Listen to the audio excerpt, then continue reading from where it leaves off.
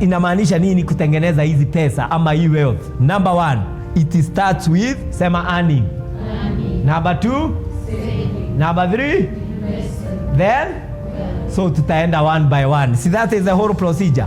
Ati mbegu inatoka hapa kwa earning. Earning ni hapa unafanya kazi. This is the source of your seed.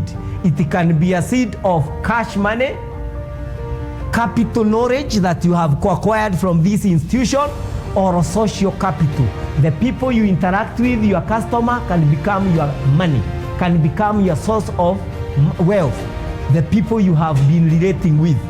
Kuna kitu mwaweza fanya partnership na wao. Kuna knowledge waweza acquire ukiwa hapa. So on earning, don't look only on the cash part of it. Ati ile mshahara inaigiaga kwa bank.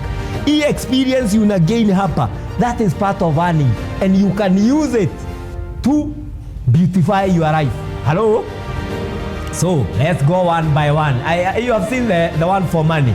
You earn, after earning you save, and you spend some, then you invest. It starts building your wealth one by one.